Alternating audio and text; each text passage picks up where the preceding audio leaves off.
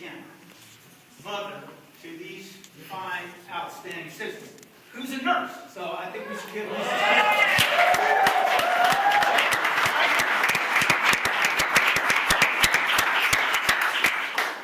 the other individual is Major Kent's friend, Miss Valle, who came all the way from Florida to be with us. So welcome to Beaumont Army Medical Center, Miss Valle. Glad to have you here. Now, if you haven't figured it out, our Major Kent comes from a military family. Sitting here with him, Kent. I'm not Larry, Roll, no evil, here no evil, keep no evil. Where we have on hand here Stephen Kent, who's a military intelligence officer. Stephen, identify yourself.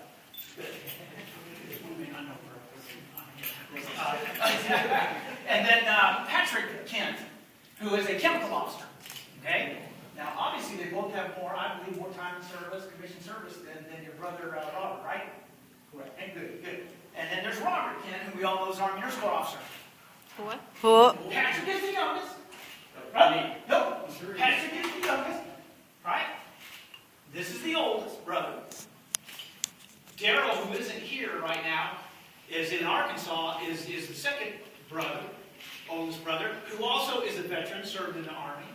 Okay? And then Stephen, and then Patrick. So that's the hierarchy. I just felt it was very important to focus on the fact that this embodies what America and freedom is all about. Standing right here. 4 Kent brothers, 3 standing here. 4 Kent brothers, every one of them served in uniform. Every one. Regina, can I call you Regina? Did I say it right? All right. Regina, I want to commend you. And this is what I say to all the young officers that come in and meet with me. I want to commend you for raising your sons the way you have to instill in them the values to volunteer and serve.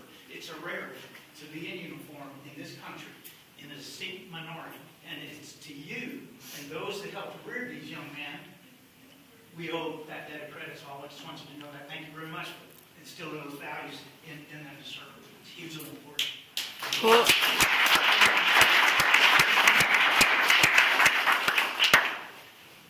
Talk a little bit off the cuff about Major Promoter Kent.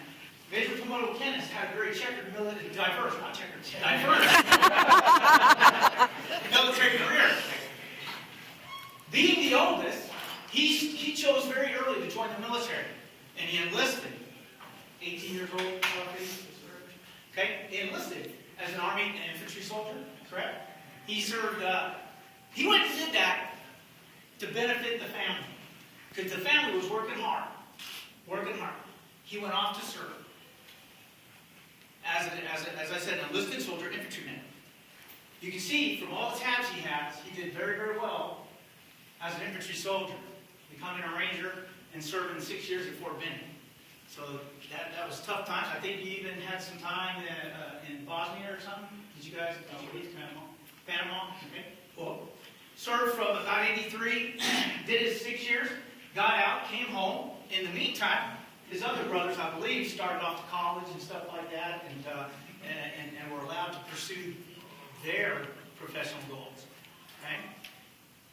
Major Kent went to Alcorn State in Mississippi, 4-year college. Graduated in 1994 with his nursing degree.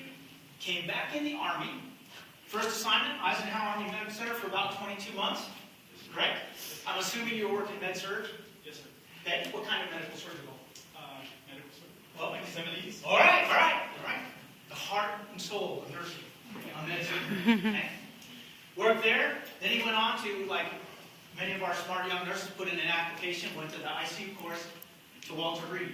What? Yes, sir. Stayed at Walter Reed for a number of months as another assignment as an ICU nurse. That's about 1997, right? He ran into that period in the Army Nurse Corps when we were reshaping our force, and Major Kent was asked to, step back from the Army and go back out.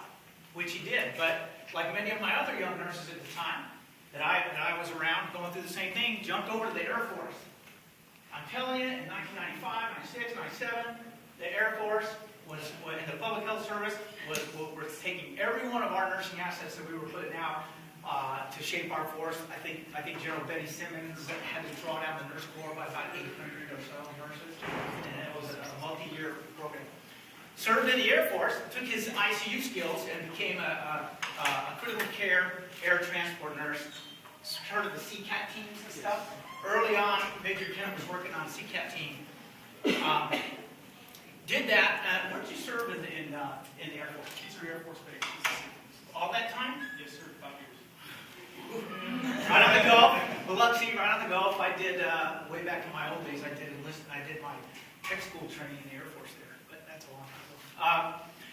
In 2003, I had the opportunity to come back in the Army Nurse Corps. We did reclaim many of our officers that we put out in the mid-90s.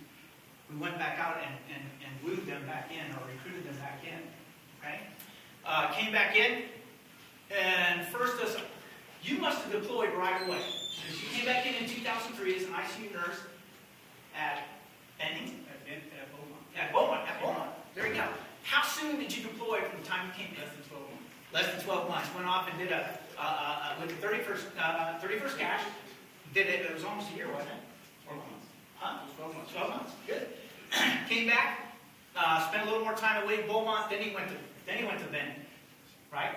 Worked a long time at Benning as one of their nurses and stuff. Did numerous jobs.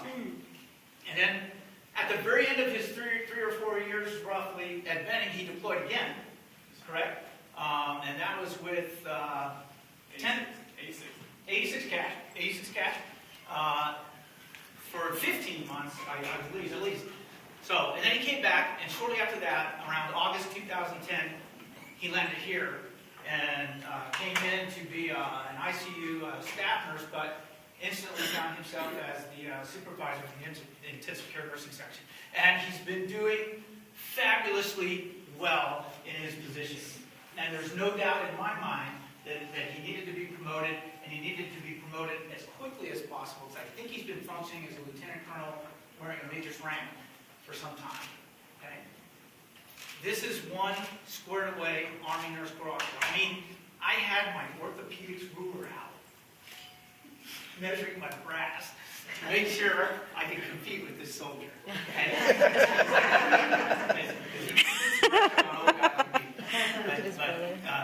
I think my fellow Army Nurse Corps officers in the crowd, NCOs that really know how to assess quality officers, they know how to size up quality officers, will agree. He's one of our best, and he carries himself exceptionally well. And there's nothing this officer won't do for me. In fact, to show you just how willing he is, he stood up and became our MTF ambassador for Major General Horo's implementation of the patient care and touch system, which is a huge undertaking in our med center to change the way we deliver nursing care. He's been doing that for about 4 or 5 months, and he's done a hell of a job with it. And he's going to continue to do that for a while longer. So, I think that's enough said on my part, on behalf of soon-to-be Colonel Kent. I just want to tell him I feel very good about the Army's decision to promote this officer to the rank of Lieutenant Colonel. So with that, let's get on with it. Attention to orders. Headquarters, Department of the Army, Washington, D.C., dated 1 September 2011. The President of the United States has reposed special trust and confidence in the patriotism, valor, fidelity, and ability of Robert L. Kent, Jr. In view of these qualities and his demonstrated potential for increased responsibility, he is therefore promoted to Lieutenant Colonel with the date of rank of 1 September 2011. By the order of Secretary of the Army, signed, Gerald T. Mayer, Promotions Branch.